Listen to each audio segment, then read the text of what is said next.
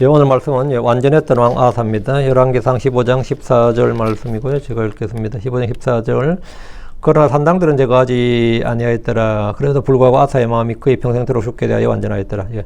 그 아사의 마음이 그의 평생토록 죽게 대하여 완전하였더라. 아사의 행위가 평생토록 완전한 건 아니죠. 아사의 행위는 말년에 좀 예언자를 감옥에 가두기도 하고 백성을 학대한 사건도 있고 죽게 병이 들었는데 구하지 않는 것도 있고, 그래서 아사의 행위가 평생토록 완전하지는 않았습니다. 아사의 마음이 그의 평생토록 죽게 대하여 완전하였더라 했는데, 그 말은 뭐냐면 우상을 숭배하지 않았다. 평생토록 주님만 섬겼다 이 말입니다. 예. 오늘 공부할 본문 말씀은 주와 함께 완전했던 왕 아사입니다. 아사 왕은 유대 역사상 하나님부터 가장 높은 평가를 받은 위대한 왕들 중에 하나였습니다. 그는 그의 모든 날들 동안 주와 함께 완전했던 왕이요, 하나님께서 다윗을 위하여 예비한 한 등불로 언급됩니다. 아사 왕은 다윗, 솔로몬, 로보암, 아비암을 이어 유다 왕국의 왕이 되었습니다. 그러니까 유다 왕의 왕국으로 하면 이제 5대 왕입니다. 근데 남왕국만 찾으면 이제 3대 왕이 되는 거죠. 아버지 아비암이 제3년 만에 죽어버렸기 때문에 그가 왕이 오를 때 북왕국의 왕은 여전히 여로보암이었습니다. 로보암은 17년, 아비암은 3년으로 두 왕이 합쳐서 20년을 통치했는데 여로보암은 22년간 통치했기 때문에 그가 왕이 될 때는 여로보암 제20년째였습니다. 여로보암은 아비암 때 80만의 대군을 동원해서 남왕국을 공격했고, 이때 아비암에게 대패를 당합니다. 아비암은 3년밖에 통치를 안 했지만 한 가지 위대한 점이 북왕국을 완전히 박살냈다는 거죠. 그때 이때 패배로 말미암아 여로보암은 힘을 회복하지 못했더라 이렇게 성경에 나옵니다. 그건 역대기에 나오는데, 여로보암은 참패를 당한 후에 전면전을 감행해서 참패를 당한 후에 힘을 회복하지 못했고 그도 죽었고 그의 왕국도 망했죠. 르호보암 왕이 된 후 곧바로 자신의 왕국의 절반 이상을 빼앗긴 왕이었고요. 그는 이집트 왕 시삭의 침략으로 성전과 왕궁의 보물들과 금방패들까지 모두 살렸던, 한마디로 말하면 가장 연약한 왕이죠. 가장 연약한 왕이 되었고, 그럼에도 주의 징계와 심판에도 불구하고 그는 여전히 회개하지 않았습니다. 아비암은 그런 아버지의 왕국을 이어받았는데 주를 의지해서 북왕국을 대패시킨 큰 승리를 거두었음에도 감사와 찬양을 드리지 않고 여전히 악을 행했습니다. 그는 3년이란 짧은 날 동안 통치를 마치고 아들 아사에게 왕위를 물려줬습니다. 일단 아사 왕에 대해서 간략하게 정리를 합니다. 아사 왕. 아사의 아버지는 아비암입니다. 아버지가 죽을 때 아사의 나이가 18세 정도입니다.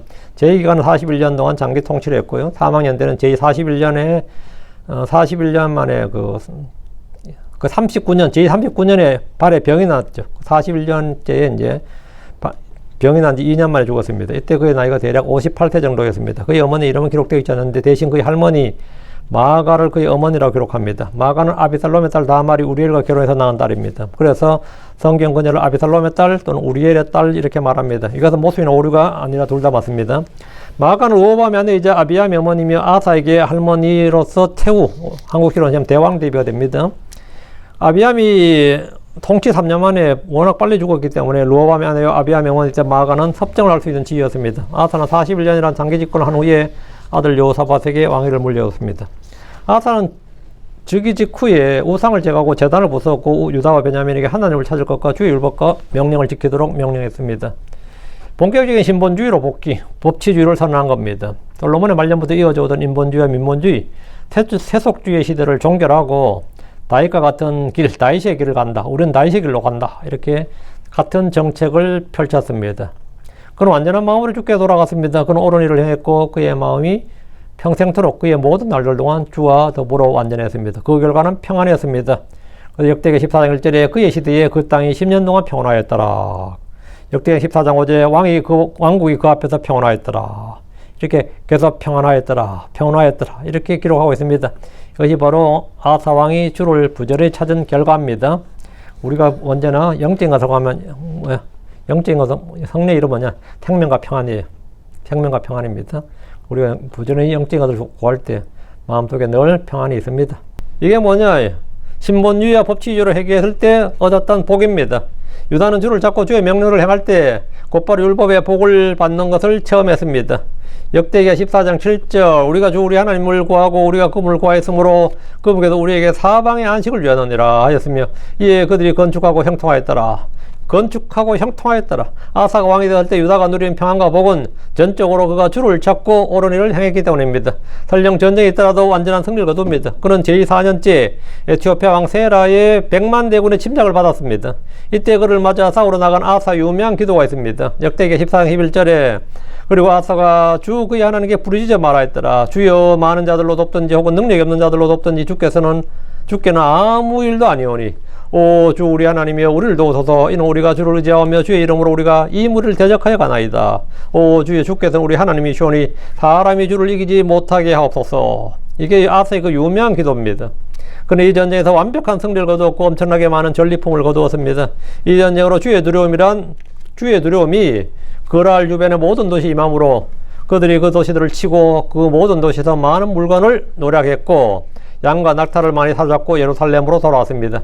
이때 이제 노략한 물건으로 말미암아서 아버지 르호보암 때, 그 할아버지죠. 르호보암 때 이집트 시삭에 틀렸던 텅 빈 국고를 다 메꿔놓은 겁니다.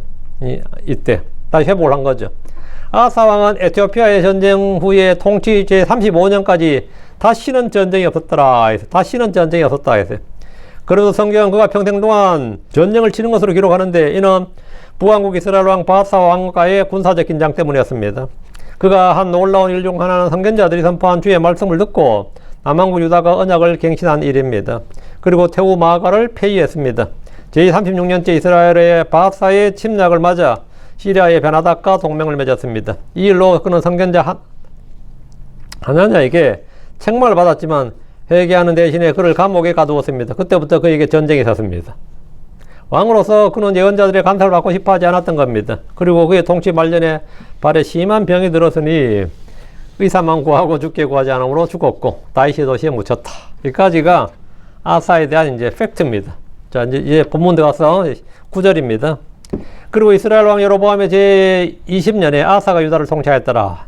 아사가 언제 통치했느냐면 여로보암 제20년에 통치했다. 이스라엘 왕 여로보암 20년은 남왕국의 르호보암과 아비야의 통치 기간을 합친 것과 일치합니다. 남왕국의 왕이 세 번째 등극할 때 북왕국은 여전히 초대왕 여로보암의 통치하에 있었습니다. 이제 남왕국 유다는 제3대 왕인 아사가 왕이 되었습니다. 여로보암은 아비암과의 전쟁에서 대패를 당했고 그의 불법과 배교로 주께서 그를 치심으로 죽었습니다. 이 전쟁에 지고 나서는 힘을 회복하지 못하였더라. 이렇게 역대기엔 그 말이 나와요. 힘을 회복하지 못했다. 그러니까 왕국 때 힘을 회복하지 못했지만 그의 권위나 뭐 위신이라든가 힘이라든가 왕권이라든가 이런 것도 전부 다 마찬가지고 자신의 건강도 마찬가지였어요. 그래서 여로보암은 이때 힘을 회복하지 못하고 이제 결국은 죽었죠. 죽었습니다. 그래서 주님께서 이렇게 여로보암이 죽음을 하나님이 그를 치셨다 이렇게 나옵니다. 여로보암은 전쟁 패배 후유증으로 정치적, 경제적, 군사적으로 뿐만 아니라 정신적으로도 큰 고통을 받았고 육체적으로도 약해졌습니다. 아사가 왕이 올랐을 때 여로보암은 다 늙은 왕이었고 전쟁에서 패배한 왕으로서 남왕국 아사 왕의 상대가 되지 못했습니다. 덕분에 아사는 남왕국의 내치에 전념해서 종교개혁을 단행할 수가 있었습니다. 10절 그리고 그가 예루살렘에서 41해 동안 41년 동안 통치했더라. 그리고 그의 어머니의 이름은 압살롬의 딸 마아가였더라.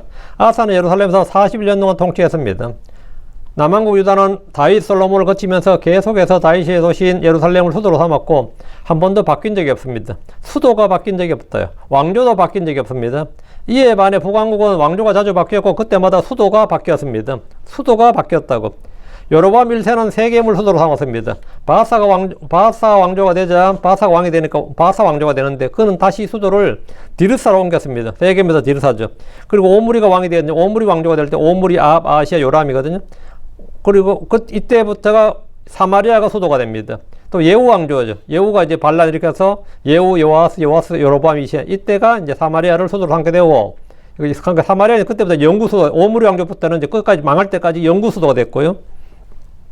북왕국 망할 때까지 사마리아가 그들의 영구적인 수도가 되고 남왕국 예루살렘과 더불어 이스라엘의 상징이 됩니다. 그건 예루살렘 하면 유다, 사마리아 하면 이제 이스라엘 이렇게 이제 상징적인 도시가 됩니다. 이후에는 왕조가 교체되어도 아시리아에 의해 함락될 때까지 사마리아는 안정적으로 북왕국의 수도로 지위를 유지합니다. 그래서 사마리안 하면 이제 그냥 사마리안 하면 이스라엘 사람 이런 뜻이 되어버린 거죠. 예. 남왕국은 왕조의 변동이 없었고 수도의 변경도 없었습니다. 그러나 북이스라엘은 총 9개 왕조로 19명의 왕이 있었습니다. 그 왕조가 너무 자주 바뀐 거죠. 뭐 500년, 600년 왕조도 아니고, 나라가 지속된 것도 아니고, 그 200몇 년 지속되면서 왕조가 9번이 바뀌었으니까. 그 왕이 19명밖에 안 되는데, 왕조가 역성님이 19번 났다면 이거 엄청난 거죠. 전제 19명 왕인데, 왕조가 9번 바뀌었으니까, 정치적으로 엄청 불안정했다, 이 말이죠. 아사가 예루살렘에서 41년을 통치했습니다. 이는 다윗과 솔로몬이 통치한 다윗 40년, 솔로몬 40년이죠. 40년의 통치보다도 더 긴 시간으로 역대 유다 왕들 중에 세 번째로 긴 통치였습니다. 유다 왕들의 통치 연대를 살펴보면 선한 왕들의 통치는 대체로 길고 악한 왕들의 통치는 비교적 짧습니다. 아사 통치기간 41년 동안 북이스라엘 왕위는 무려 6차례 나답, 바사, 엘라, 시므리, 오므리, 아합.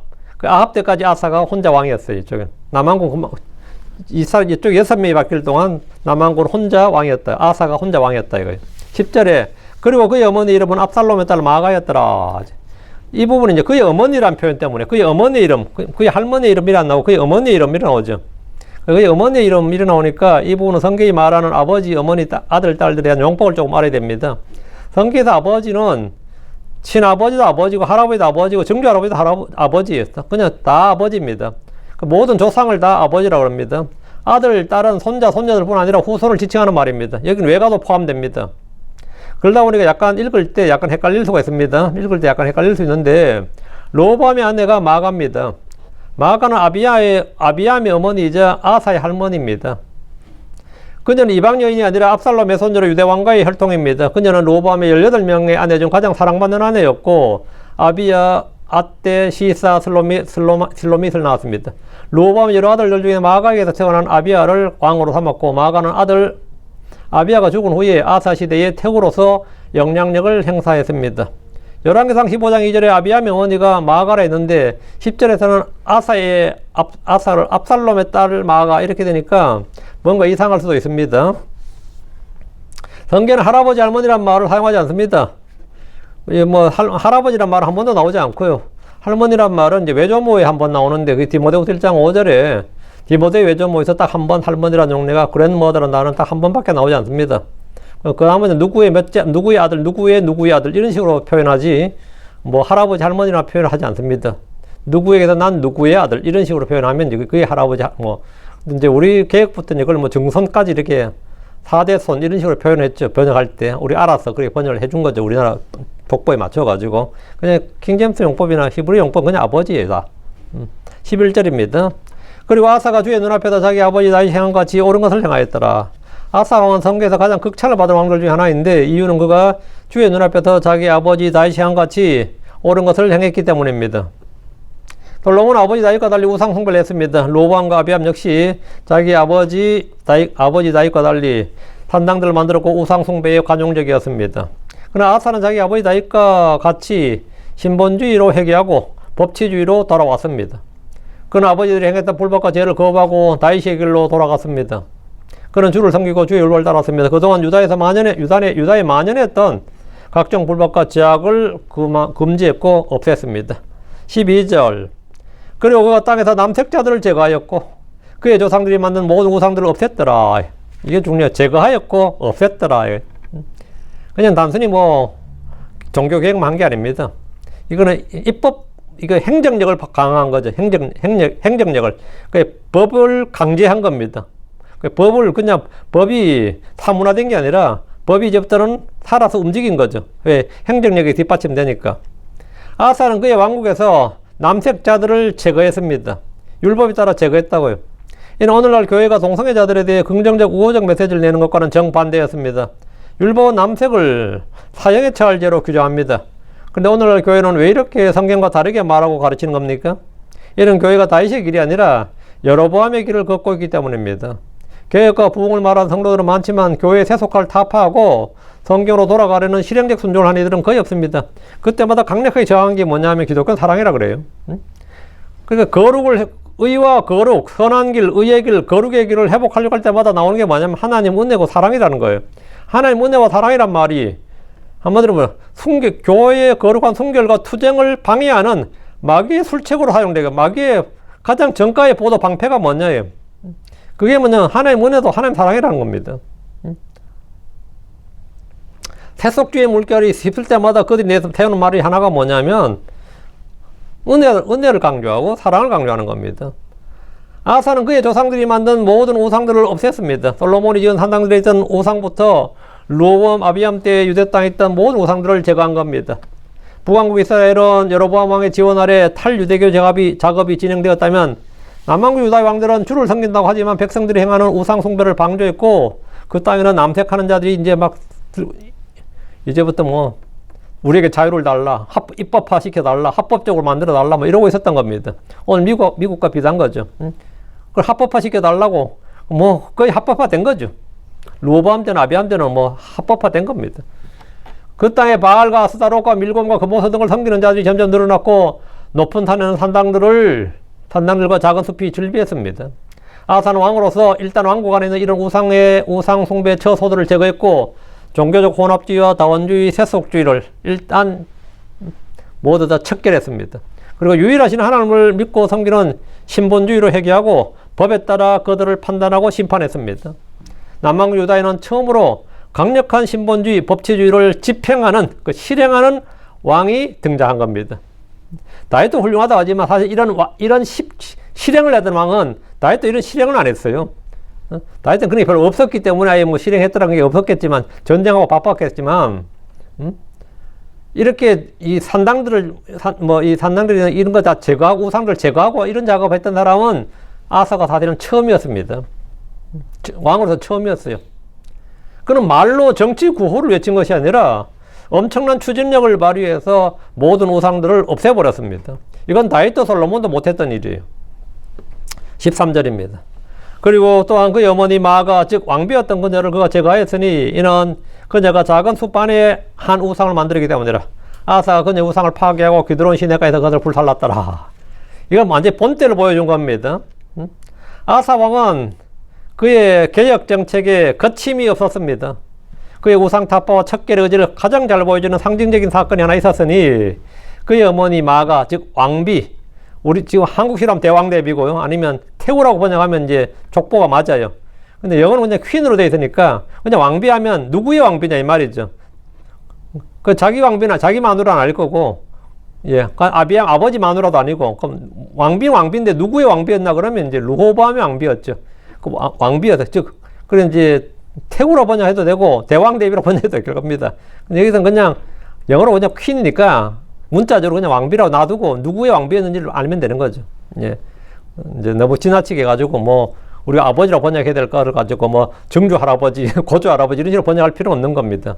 그렇게 그냥 아버지 대 누구의 아버지냐만 알아내야 되는 거지.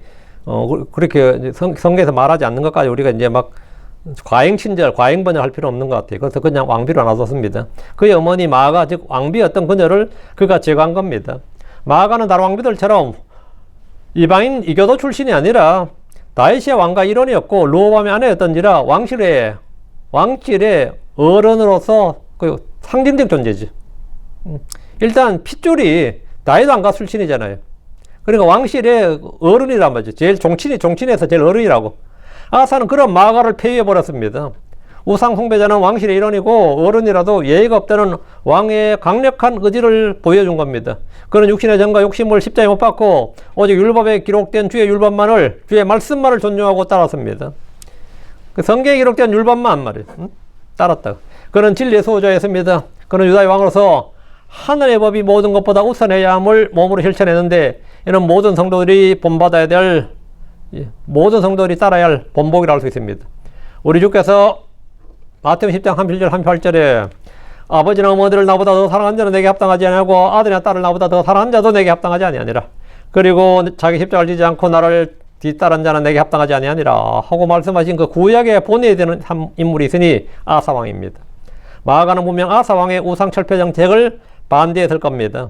이는 그녀가 우상 숭배자였고 자기 남편인 르호보암이나 자기 아들인 아비암이 그러했기 때문입니다. 그렇기 때문에 왜 갑자기 아사 왕이 이렇게 철없는 짓을 하나 이런 생각하고 자기가 대놓고 우상을 만들어 버렸습니다. 자기가 우상을 만드는데 뭐 왕인들 어떻게 하겠냐 이런 생각이 했던 거죠. 그런데 아사 왕이 자기 남편 르호보암과 아들 아비암이 행한 모든 정책을 부정하고 그들이 세운 우상들을 제거하자 이를 반대하고 종교적 혼합주의, 세속주의로 가도록 영향력을 행사한 사람이 마가였습니다. 아사 왕은 당대 왕실의 최고 어린이 마가를 태후의 자리에서 폐위한 것은 그녀가 우상을 만들었기 때문이다. 이는 그녀가 우상을 만들었기 때문이다. 이는 그녀가 작은 숲안에 한 우상을 만들었기 때문이라. 그 죄로 물어서 그냥 폐위시켜 버렸습니다. 다시 13절. 이는 그녀가 작은 숲안에 한 우상을 만들었기 때문이라. 아사가 그녀의 우상을 파괴하고 기드론 시내가에서 그것을 불살랐더라. 마가는 아사 왕이 우상을 철폐하는 정책에 반기를 들고 작은 숲 안에서 우상을 만들었습니다. 이는 왕의 정책과 왕권에 정면 반대하고 도전한 일이었습니다. 이것은 단순히 우상 숭배의 문제가 아니라 왕의 권력을 시험한 일이기도 했고 왕의 정책에 제동을 거는 일이기도 했습니다. 아사는 그녀의 우상을 파괴하고 기드론 시내가에서 그것을 불살랐습니다. 이는 그가 실행하는 종교정책, 우상 철폐 작업이 단순한 정치적 제스처가 아님을 보여준 겁니다. 기드론 시내가인데 기드론은 예루살렘 성과 감람산, 올리브산이죠. 감람산 사이에 있는 길이 약 5km의 골짜기로 우기에는 이곳에 물이 넘쳐서 시내가 되고 건기에는 시내가 아닙니다. 우기에는 이건 이제 지리 시간에 혹시 배웠을 때면 이걸 와디라 그럽니다. 와디. 이스라엘에 이런 시내가 많아요. 건기에는 그냥 물이 안 흐르는데 우기에만 물이 흐르는 시내죠. 이곳 기드론 시내가의 인접지역은 솔로몬의 말년에 왕이 취했던 이방 여인들을 위해 우상들을 섬기는 산당들을 만들던 곳입니다. 그래서 열왕기상 11장 7절에 그때 솔로몬이 예루살렘 앞산에 모압에 가정하면 그못을 위한 산당을 건축하였고 또 암몬 자손들의 가정하면 몰렉을 위한 산당도 건축하였더라. 그래서 솔로몬이 건축한 인것들을 전부 다 없애버리는 거죠. 야, 그래 우리 선조가 만든 건데, 우리 그 위대한 왕이 만든 건데 다 쓸데없는 소리고 아사 왕은 그런 거 안 봐준 거죠. 안 봐준 겁니다. 그래서 이 산을 뭐냐 그래 이 우상을 막 우상을 세우고 산당을 세웠던 이 산을 성경은 열왕기하 23장 13절에는 부패산이라고 되어 있어요. 부패산. 부패산이라고 부릅니다. 마가의 우상을 파괴하고 이곳에 불사른 것은 그녀의 우상 역시 이곳 어딘가에 세워졌기 때문입니다.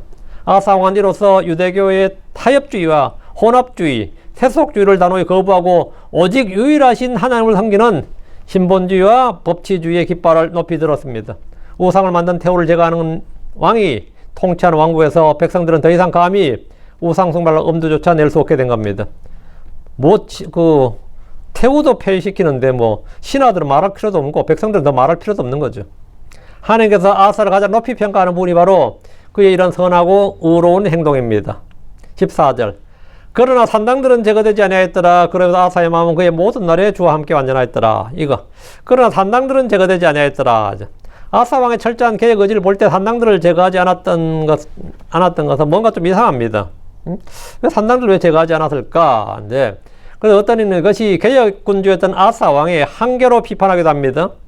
산당들을 모두 불태우거나 파괴해버리지 않고 그냥 둔 것은 무엇 때문이냐, 이거.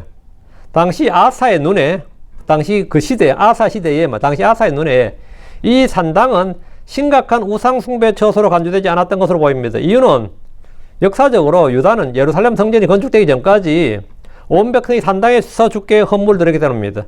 산당에 우상을 세우느냐, 용도가 뭐냐에 따른 거지. 산당 자체는 그렇게 큰 문제를 안 본 거죠. 솔로몬도 기본에 산당에서 1000개의 번제 헌물을 드렸습니다. 성전이 건축된 후에도 예루살렘까지 올 수 없기 때문에, 예루살렘 성전은 하나밖에 없는데 예루살렘 성전까지 올 수 없기 때문에 민간에서는 여전히 산당에서 헌물을 드리는 일이 흔했습니다. 아사는 산당에 우상을 두고 우상 숭배를 하는 것을 문제 삼았지 산당 건물 자체는 문제로 행하지 않았던 겁니다. 성경에는 좋은 평가를 받는 여러 왕들이 그럼에도 불구하고 산당들을 제거하지 않았다 이런 말이 여러 번 나옵니다. 이후로도 이제 열왕기를 읽다 보면 역대기도 맞아요. 아주 좋은 평가를 받는 왕들도 열왕기상 2장 4절 3절, 12장 3절, 14장 4절, 15장 4절, 35절 계속하면 산당을 제거하지 않았다. 산당을 제거했다는 왕이 나오는데 산당을 제거한 왕이 누구냐면 히스기야가 요시야예요. 히스기야 왕이 산당을 제거했다는 말이 나오고 요시야 왕이 산당들을 제거해버렸다. 이렇게 나와요. 산당 자체를. 그러나 결과적으로 산당들을 남겨둔 것은 아사는 지금 초기 왕입니다. 이제 아버지하고 두 병 해봐 20년밖에 동치 안 하고 지하의 왕이 된 사람이니까 남유다 왕국엔 초기 왕이에요. 사실 초기 왕이라고. 그러니까 결과적으로 산당들을 그가 남겨둔 것은 아마 시대적 상황이었어요. 그러나 이것이 결과론적으로 이제 우리가 봤을 때 그 역사를 쭉 흘러봤을 때 언제든지 우상숭배의 부활의 여지를 남겨둔 겁니다. 그 성전 건축 이후에 유다의 산당들은 늘 우상숭배 처소로 사용되었던지라 뭐 한 번도 주를 섬기는 예배 처소로 사용되지는 않았습니다. 그래서 산당을 없애버린 것이 그러면 더 완벽했던, 완전했던 것이 아닌가 이렇게 생각할 수 있는 겁니다. 15절. 그리고 그가 자기 아버지가 바친 것들과 자기가 바친 것들을 주의 집안으로, 자기 아버지가 바친 것들, 자기가 바친 것들이 나오죠. 바친 것들을 주의 집안으로 가져왔으니 곧 은과 금과 그릇들이었더라. 자기 아버지가 바친 것들, 그것은 그의 아버지가 아비암이잖아요. 그 아비암이 북왕국과 싸워서 얻은 전리품입니다. 이건 북왕국과 싸운 전리품이에요. 자기가 바친 것들이란 에티오피아와 싸워서 얻은 전리품입니다. 전쟁에서 얻은 전리품들을 구별해서 주의 집안으로 가져왔습니다. 곧 은과 금과 그릇들이었더라 했죠. 아산 아버지 아비암 때의 대승과 에티오피아 왕의 승리로, 에티오피아 왕과의 전쟁에서 승리로 많은 전리품을 취했습니다. 아산 로보암 때 이집트의 파라오 시삭에게 왕궁과 성전의 보물들을 모두 빼앗겨버린 텅 빈 국고에 다시금 재물을 손실을 채워넣은 겁니다. 이는 이전의 왕들이 파탄낸 국가 재정을 다시 튼튼하게 하는 위대한 업적입니다. 어느 왕이나 통치의 기본은 국가의 재정을 튼튼히 하는 겁니다. 그 아사 왕 때 드디어 재정을 튼튼히 했다 이 말입니다. 16절입니다. 그리고 아사와 이스라엘 왕 바사 사이에 그들 모두 날 동안 전쟁이 있었더라. 아사가 왕이었을 때 초기 2년은 여로보암이 이스라엘 왕이었고, 여로보암이 죽자 그의 아들 나답이 왕이 되었지만 2년 만에 암살을 당합니다. 나답을 죽이고 왕위를 찬탈한 사람이 바사인데, 바사가 24년간 장기 통치를 해요. 상당히 오래 통치합니다. 그리고 바사의 아들 엘라가 왕위를 이어받았지만 2년 만에 시므리가 그를 죽이고 왕위를 찬탈했습니다. 시므리는 엘라를 죽이고 왕이 되었지만 7일 만에 오므리에게 왕자를 빼앗깁니다. 오므리는 아들 아합에게 왕위를 물려줬습니다. 아사는 왕이 된 후에 북왕국 여로보암부터 나답, 바사, 엘라, 시므리, 오므리, 아합까지 왕조가 4번이나 교체되는 불안정한 이스라엘 왕국을 상대했습니다. 바사는 여로보암의 아들 나답을 죽이고 왕이 되었고, 계속해서 아사와 전쟁을 벌였습니다. 바사의 통치 기간이 다른 이스라엘 왕들에 비해서 가장 오랫동안 아사의 통치 기간과 겹칩니다. 아사의 맞수는 이제 바사였던 거죠. 17절입니다. 그리고 이스라엘 왕 바사가 유다를 대적하여 올라가서 라마를 건축하였으니 이는 그가 유다 왕 아사에게로 나가거나 들어오는 자를 아무도 허락하지 아니하려 하였기 때문이더라. 바사는 아사 왕이 통치한 유다를 견제하기 위해서 라마를 건축했습니다. 라마는 베냐민 지파의 도시로서 예루살렘 북방 6km 지점에 있는 아주 가까운, 거의 뭐 턱 밑이에요. 북방 6km 지점에 있기 때문에 유다의 수도인 예루살렘의 턱 밑이라고 할 수 있습니다. 여로보암이 아비암에게 대표함으로 유다는 이스라엘의 영토를 많이 빼앗고 경계를 넓혔습니다. 그런데 바사가 라마를 치고 그것을 건축했다는 것은 잃어버린 영토를 거의 다 회복했다는 말입니다.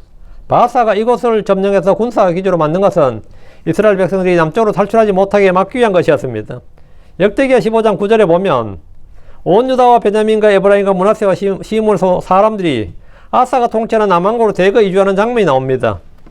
역대기하 15장 9절. 그리고 그가 온 유다와 베냐민을 모으고 에브라임과 므낫세와 시므에서 나와 그들과 함께 머물던 타국인들을 모았으니 이는 주 그의 하나님께서 그와 함께 계심을 그들이 보고 이스라엘에서 그에게로 많은 수가 돌아왔습니다. 그 뭐냐, 북왕국 주민들이 탈출 러시가 일어났다는 겁니다. 남왕국으로. 아사가 통치할 때 아사는 남왕국 평화롭고 번성하고 좋은데, 북왕국은 뭐 맨날 정변 일어나고 싸우고 뭐 굶어 죽을 지경이니까 우리나라 남한하고 북한 생각하면 돼요. 그러니까 그렇게 많이 탈북이 일어난 것처럼 북이스라엘도 탈북민들이 속출했다는 거죠. 탈북했다. 북왕국에 살던 사람들은 그곳에서 염증을 느끼고 유다로 내려오는 장면은 오늘날 우리에도 많은 것을 시사합니다.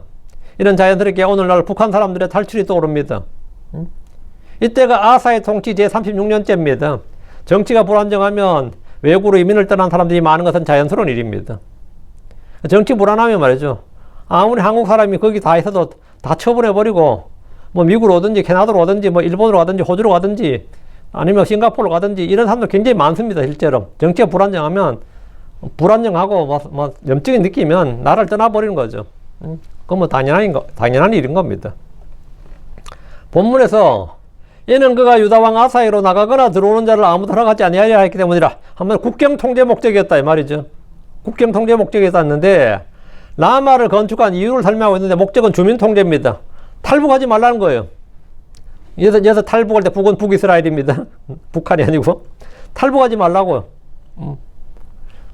그리고 다음에 여기서 이제 예루살렘과 너무 가까웠기 때문에 군사적 요청지로 삼은 거죠. 18절. 그때 아사가 주의 집의 보고들과 왕의 집의 보고들에 남아있던 은과 금을 모두 취하여 그것들을 자기 종들의 손에 넘겨주었더라. 그리고 유다 왕 아사가 그것들을 다메섹에 가던 시리아 왕 헤시온의 손자요 다브림몸의 아들인 베나다덱에 보내어 말하였더라. 바사가 라마까지 진출한 자하사 왕은 위기를 느꼈습니다. 예루살렘 코앞에 바사의 군대가 진을 치고 있는 꼴이니 요즘 우리말로 하면 이는 미국 입장에서 쿠바의 옛날에 소비엣이었죠. 지금 러시아죠. 러시아가 미사일 기지, 핵기지를 가지는 것 같습니다. 그때 미국이 얼마나 큰 위기감을 느꼈는지 그 작은 쿠바를 그냥 아예 없애버릴 생각까지 했어요. 그냥 바다에 그냥 침몰시켜버릴까, 섬 자체를 아예 없애버릴 정도까지 생각했습니다. 그 정도로 안보 위기였다고. 지금 하면, 요즘 현재는 이제 하면 그린란드 정도 됩니다. 그린란드에 뭐 미국 배가, 중국 배나 러시아 배가 왔다 갔다 하더라. 이러면 미국은 위기를 느껴요, 당연히. 이건 그냥 둘 수가 없는, 이건 가만히 둘 수가 없는 겁니다. 이거는 뭐 어떻게 하든지, 러시아나 중국이 그린란드에 배가 들락거린다는 것이 보는 자체만 가지고도 큰 국방과 안보의 위기입니다. 트럼프 이거 해결 못하면 이제 안 됩니다. 이건 반드시 해결해야 돼요. 이런 때 국가의 안보를 책임진 왕이 가면에 있는다면 이건 즉시 탄핵감입니다. 아사왕은 주의 집에 보고들과 왕의 집에 보고들에 남아있던 은과 금을 다 털어서 그 전리품을 취해가지고 다 메꿔놓았던 그걸 다 털어가지고 다메섹에 있는 시리아 왕에게 보냈습니다. 아사는 시리아와 동맹을 맺기 위해 일종의 은탄 외교를 한 겁니다. 돈으로 외교를 하는 거단 말이죠. 아사가 동맹을 맺은 왕은 시리아의 베나닷입니다. 시리아는 이스라엘과 영토를 맞대고 있고 높은 지대에 있기 때문에 배후에 있는 가장 큰 적이었습니다. 바사가 남진을 하려면 배후에 있는 시리아와 동맹을 맺어야 됩니다. 그렇지 않으면 유다와 전쟁하다 북쪽에서 밀고 내려오면 앞뒤로 포위당하는 꼴입니다. 아사는 시리아의 베나닷에게 바사를 치도록 돈을 준 겁니다. 한마디로 말하면 전쟁 작업 우리가 낼 테니까 군대 좀 일으켜달라 이 말이에요.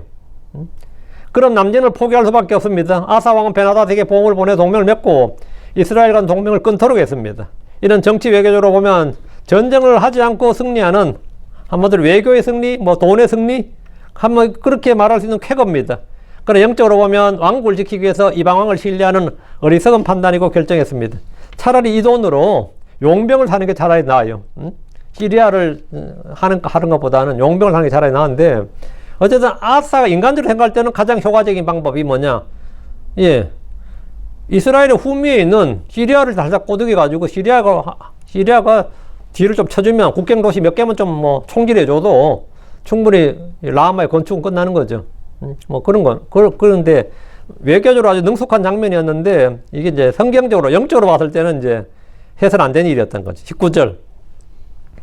나와 당신 사이에 또 내 아버지와 당신의 아버지 사이에 동맹이 있나이다 보소서. 내가 은과 금의 예물을 당신에게 보내었나이다. 당신은 나와서 이스라엘 왕 바사와의 동맹을 끊으소서. 그리하면 그가 나를 떠나리이다. 지금 아사 왕은 지금 라마까지 왔다는 말은 이미 전쟁으로 간주하고 있는 겁니다. 아사 왕이 바사의 남진 정책에 얼마나 큰 위협을 느꼈는지를 잘 볼 수 있는 겁니다. 그는 시리아 왕 베나닷에게 나와 당신 사이에 또 내 아버지와 당신의 아버지 사이에 동맹이 있나이다 라고 했습니다. 이 말은 아사 이전에 이미 유다는 시리아와 외교적 동맹관계를 맺고 있었음을 말합니다. 이는 오늘도 여전히 성룡되는 안보와 국방의 기본입니다. 멀리 있는 적과 동맹을 맺음으로 가까운 적을 막거나 공격하는 것은 뭐 원교 근공이라고 그러죠. 멀리 있는 원자입니다. 멀리 있는 거는 친교라고 가까울 근자입니다. 가까운 때는 친다는 거죠. 이건 뭐 진시 황제의 외교 정책 중에 하나기도 한데 원교 근공이라 그래요. 유다로서는 이스라엘의 북쪽에 있는 시리아와 동맹을 맺음으로 그들이 남하지 못하도록 할 수 있습니다. 그럼 북왕국 이스라엘은 누구하고 동맹을 맺어야겠어요? 이집트와 동맹을 맺어야지. 밀고 오려면 이집트가 남쪽에서 칠 수 있다. 이렇게 서로가 이게 외교전이라는 그런 겁니다. 서로가 서로를 견제할 수 있도록 해야 되죠. 보소서 내가 은과 금의 예물을 당신에게 보내었나이다. 근데 아사는 얼마나 급했던지 성전과 왕실의 보물들을 다 털어서 시리아로 보냈습니다. 이는 왜 그랬느냐? 그만큼 위협적이었고 도움이 절박했기 때문입니다. 지금 19절에 당신은 와서 이스라엘 왕 바사와의 동맹을 끌어서 그리하면 그가 나를 떠나리이다. 시리아 왕 베나닷에게 이스라엘과 동맹을 끊으라고 청했는데 동맹을 끊으라 이 말은 뭐냐? 좀 공격해달라는 겁니다. 이는 이스라엘에게는 재앙과 같은 일입니다. 지금 유다를 치려고 하는데 후방에서 시리아의 동맹이 파괴되면 그들을 방어해야 되기 때문입니다. 아사는 바로 이스라엘 후방에 있는 시리아를 움직여서 바사의 위협을 제거한 겁니다. 이스라엘의 위협을 제거한 겁니다. 이를 위해 그는 엄청난 재정을 쏟아부어야 했습니다.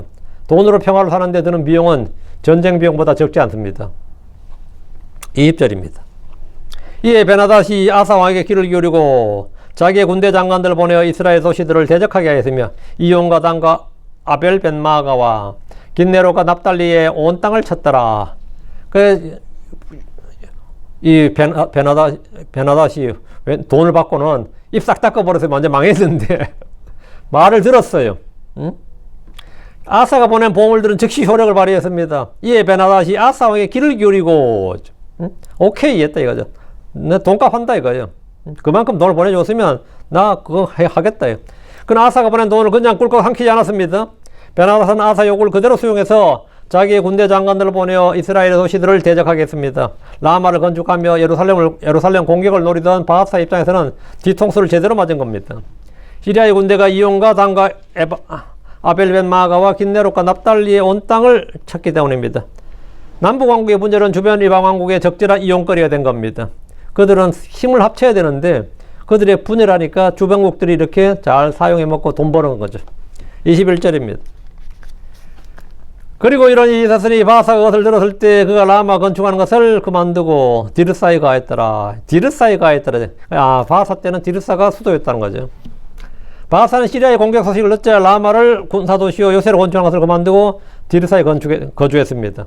이것은 여로보암 이후로 여러 왕들이 수도로 사용한 도시입니다. 바사는 시리아와 다시 동맹을 맺고 화친하지 못하면 절대로 유다를 공격할 수가 없게 되었습니다. 이것은 예나 지금이나 국제관계에서 적용하는 힘의 원리고, 그래서 그렇게 많은 나라들이 다자외교를 하는 겁니다. 다자외교라는 게 다른 거 아닙니다. 다자외교를 해야 돼요. 22절입니다. 그때 아사 왕이 온 유다에 포고령을 내렸으며 한 사람도 면제받지 못하였더라.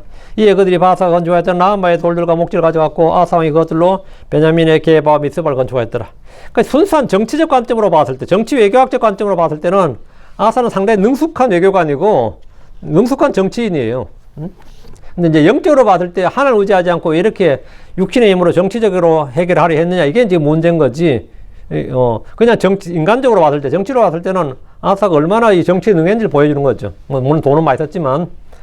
이스라엘은 바사가 물러나자 아사 왕은 아주 신속하게 움직입니다. 온 유다에 포고령을 내려서 한 사람도 예외를 두지 않고 모집했습니다. 전쟁하자는 게 아니에요. 이건 군역으로, 노역으로 모집한 겁니다. 아사 왕은 바사가 건축하다 중단한 라마를 철거하고 베냐민 지대 북쪽 방어선인 게바와 미스바를 건축했습니다. 단번에 빨리 이걸 하기 위해서 신속하게 움직인 겁니다. 신속하게. 여기다가 이제 우리 한국시로 하면, 뭐 도시를 건축했다 이 말은 뭐냐면 한국시로 하면 천리장성을 쌓았다 이런 식이에요. 성을 쌓은 겁니다. 아무래도 그래서 군대를 배치할 수 있도록. 라마를 건축할 때 사용하던 돌들과 목재를 가져다가 아사왕이 그것들로 베냐민 지파의 도시인 게바와 미스바를 건축하면서 전면전 없이 효과적으로 북왕국 이스라엘의 남하를 저지하고 방어선을 구축했습니다. 아사는 적의 요새를 공격해 파괴하는 대신에 철거 후에 자재로 자기 방어를 강화했고 적의 자원으로 자기 방어 시설을 구축했습니다. 시리아에 돈을 보내 동맹을 맺고 북왕국의 공격을 차단한 것은 외교적 성과라면 큰 성과입니다. 그러나 성경은 이 일을 하나를 의지하지 않고 시리아 왕을 의지한 일로 책망했습니다. 옛날에 에티오피아 때 100만 대군도 그렇게 기도로 하나를 의지해서 이겨내는데, 그 바사 정도로 가지고 시리아 돈 보내고 이렇게 한 것 가지고는 이제 예언자들이 봤을 때는 말도 안 되는 짓거리였고 하나님께서 기뻐하지 않으신 일이었습니다. 역대기가 16장 7절에 보면 이게 나와요. 23절. 아사의 모든 남은 행직들과 그의 모든 권력과 그가 행한 모든 일과 그가 건축한 도시들과 유다 왕들의 도시들은 유다 왕들의 연대기들의 책에 기록되지 아니하였느냐. 그래도 불구하고 그의 늙은 때 그는 자기 발에 병이 들었더라. 11개에 기록되지 않은 보온들을 역대기를 참고해야 됩니다. 그 외에 나오지 않는 아사의 남은 행적들과 그의 행한 모든 일과 건축한 도시들에 대한 기록은 유다 왕들의 연대기들의 책에 기록되어 있다고 하는데 이 책은 현재까지 남아있지 않아서 우리가 그 내용을 확인할 수 없습니다. 아사는 말년에 자기 발에 병이 들었습니다. 이때가 그의 통치 제39년으로 죽기 2년 전입니다. 그 2년간 이제 병을 앓았던 겁니다. 발의 병이 심히 중하였음에도 불구하고 그는 주께 구하지 않고 의사들에게 구했습니다. 이게 뭔 일이냐 이거죠. 아사는 요즘 뭐 의약분업처럼 약은 약사에게 진료는 의사에게 뭐 구할 뿐이지. 그래서 신앙은 주께 이걸 분리했어요. 그래서 분리했다고. 약은 약사한테 구하고 병은 의사한테 구하면 되는 거지. 이걸 뭐 주님께 구하느냐 이거지. 이것은 그의 죽음의 직접적 원인이었습니다. 그가 가졌던 주를 의지하고 신뢰했던 마음이 점점 약해지고 죽기 전에는 거의 사라진 것을 보여주는 장면입니다. 아사는 외교적 수단으로 실리아 왕과 동맹을 맺었고 예언자를 감옥에 가둔 후부터는 뭔가가 이상해졌습니다. 그는 나이가 들수록 믿음이 좋아져야 되는데 솔로몬처럼 말년에 믿음이 많이 약해지고 변질되었습니다. 히스기야도 그 좋았던 믿음이 말년에 변질되었습니다. 솔로몬도 그렇고 히스기야도 그렇고 위대했던 왕들이 지금 말년에 이렇게 변질되는 걸 볼 수 있어요. 사람의 몸이 늙고 약해지면서 마음도 믿음도 함께 약해지는 예입니다. 24절.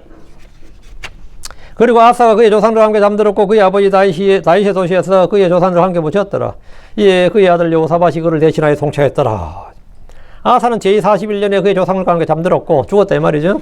그의 아버지 다윗의 도시에 그의 조상들과 함께 묻혔습니다. 백성들은 그를 위해 약제사의 기술에 따라 마련한 좋은 향기와 각종 향료로 채운 침상에 그를 누웠고 그를 위하여 심히 큰 분향을 드렸더라. 이렇게 이제 역대기야 16장에 나옵니다. 그래서 장사를 한마디로 하면 국장으로 거나하게 치러줬다 이거죠. 그리고 그의 아들 여호사밧이 왕이 되었는데 연속으로 두 명의 왕이 훌륭한 왕이 나왔어요. 아사와 여호사밧은 둘 다 성경에서 좋은 평가를 받는 아주 좋은 왕, 뭐 그런 왕으로 인정을 받습니다. 오늘은 여기까지 아사 왕까지 하고 다음 시간에는 북왕국에 그 정변이 일어나는데 다음 시간은 이 나답과 바사에 대해서 좀 하겠습니다. 네. 오늘 여기까지 마치고요. 예. 다음 나답, 예. 하겠습니다. 기도합시다. 네. 이제 이거로 주하나님 감사합니다. 하나님께서 내주셔서 주의 말씀을 선포했습니다. 선포된 모든 말씀들이 성도들이 그냥 단순히 귀로만 듣고 마는 것이 아니라 말씀을 통해서 무언가를 얻을 수 있도록 해주시고 배움이 있도록 해주시고 깨달음이 있도록 해주시길 간구합니다. 이 일은 참으로 주께서 행하신 일, 주께서 하시는 일입니다. 주의 성령께서 죄를 진리한 가운데로 인도해 주시고 조명해 주시고 아버지 하나님께서 또 지어 계심을 주셔서 저 주의 법에서 나온 놀라운 것들을 보게 하시고 아버지 하나님 이 모든 말씀들이 믿음과 잘 결합하게 하셔서 하나도 빼앗기지 않고 하나도 마음속에서 흘러나가지 않도록 해주시옵소서. 전능자 주 하나님 말씀이 저희 힘이 되게 하시고 저희가 오직 의인은 믿음으로 살리라 하신 말씀대로 또 저희가 하나님 말씀으로 삽니다. 선하신 주 하나님께서 참 이 말씀을 풍성히 공급해 주시옵소서. 그리고 아버지 하나님 말씀이 더 많이 거하게 하여 주시고 마음에 보고 잘 쌓아두게 하시고 숨겨두게 하시길 간구합니다. 전능자 주 하나님께서 함께 하시고 저희로 하여금 참 또 은혜와 간구를 주셔서 기도 생활에 부족함이 없도록 늘 꾸준히 기도에 전력하게 하여 주시옵소서. 저희가 그래서 제사장을 눌러서 또 아버지 하나님 영적인 희생물들을 밤낮으로 항상 드렸던 구약의 제사장을처럼 아재 꾸준히 계속해서 주님께 드릴 수 있도록 해주시길 간구합니다. 그래야 영적으로 참 선한 열매, 의의 열매, 그리고 또 빛의 열매들을 많이 맺을도록 해주시옵소서. 사랑하는 아버지 하나님 저희가 아사처럼 초기에 참 믿음이 좋고 잘 살았다가 말년에 점점 믿음이 약해지고 변질되는 것을 참 보는데 아버지 저희는 속사람이 점점 더 강건해지도록 해주시고 날마다 마음이 새롭게 되도록 해주시길 간구합니다. 전능자 주 하나님 저희 정말 아무것도 아닙니다. 조금만 틈을 주어도 마이가 그 틈을 타고 들어와서 저희를 많이 부패시킵니다. 저희가 아버지 정신을 차리고 깨어있게 해주시고 하나님께서 참 믿음의 방패를 주시고 전신갑주를 주셔서 아버지는 틈이 없도록 해주시길 원합니다.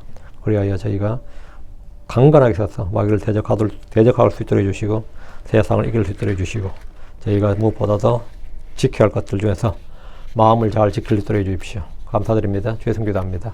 아멘.